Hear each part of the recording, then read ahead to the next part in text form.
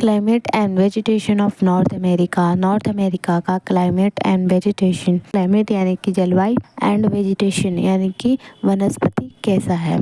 North America एक बहुत बड़ा कॉन्टिनेंट है जहाँ हर प्रकार का क्लाइमेट मिलता है।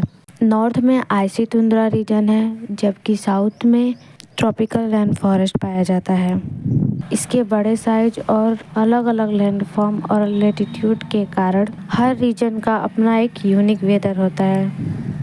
इस क्लाइमेट को स्टडी करने के बाद हमें ये समझने में मदद मिलती है कि लोग, पेड़ पौधे और जानवर अलग अलग क्लाइमेट में अपने आप को कैसे एडजस्ट करते हैं। नॉर्थ अमेरिका का क्लाइमेट कई सारे फैक्टर्स पर डिपेंड करता है, जैसे कि latitude, altitude, ocean current, wind direction और सी से डिस्टेंस कितना है इस पर भी डिपेंड करता है। लेटीट्यूड टेम्परेचर डिसाइड करता है। नॉर्थ के साइड ठंडा हो, साउथ के तरफ गर्म। वार्म गल्फ स्ट्रीम और कोल्ड लेबरेटर जैसे ओशन करेंट कोस्टल एरिया के टेम्परेचर को चेंज कर देते हैं। माउंटेन वाइंड और सी से जो दूरियां होती हैं वो हर रीजन के क्लाइमेट को अलग बना देती है, जैसे वो नॉर्थ अमेरिका के क्लाइमेट को बनाती है। अब नेक्स्ट टॉपिक है तुंद्रा।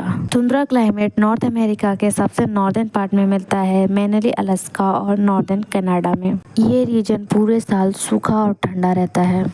जमीन ज़्यादा समय तक ठंडी रहती है और जमी रहती है, जिसे हम परमाफ्रॉस्ट कहते हैं। यहाँ के जो समर का टाइम होता है बहुत छोटी होती है और ठंडी भी होती है, जबकि विंटर लंबी और सर्व होती है। इस टफ क्लाइमेट में सिर्फ mosses, lichen and tiny shrubs ही ग्रो कर पाती हैं। अब हम जानेंगे सब आर्टिक और तैगा क्लाइमेट के बारे में। सब आर्टिक जो कनाडा के ज्यादातर एरिया को कवर करता है। यहाँ का विंटर बहुत ठंडा होता है और जो समर होता है बहुत छोटा होता है, लेकिन वो भी ठंडा होता है। रेनफॉल मॉडरेट होती है और स्नो कई महीनों तक जमीन पर पड़ी रहती है। इस रीजन में कॉनिफेरस फॉरेस्ट होती हैं, तैगा कहा जाता है। यहाँ पाइन, श्रब और फिर जैसे ट्री पाए जाते हैं। नीडल शेप लीव्स होती हैं जो इन्हें ठंड से बचाती हैं। टेम्परेट क्लाइमेट यूनाइटेड स्टेट और कनाडा के ईस्टर्न में मिलता है।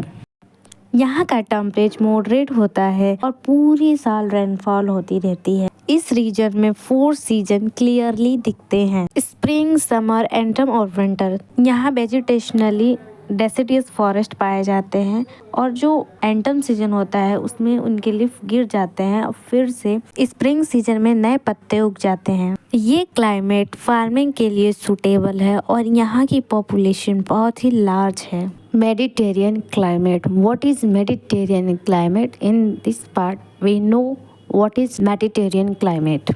मेडिटेरियन क्लाइमेट कैलिफोर्निया के कोस्टल पे पाया जाता है। यहाँ का समर हॉट एंड ड्राई होता है, जबकि विंटर वेट एंड माइल्ड होती है। ये क्लाइमेट ग्रेप्स, ऑलिव और सीट्रस फ्रूट के लिए परफेक्ट है। अपने प्लीजेंट वेदर की वजह से यह रीजन टूरिज्म और फार्मिंग के लिए पॉपुलर है। इसे दुनिया के सबसे कंफर्टेबल क्लाइमेट में से एक माना जाता है। Desert and strip climate. ये यूनाइटेड स्टेट के साउदर्न वेस्ट और मैक्सिको के नॉर्दर्न में मिलता है। इस रीजन में बहुत कम बारिश होती है, जिसके वजह से ज़्यादातर समय गर्म होती है और ड्राइनेस रहती है।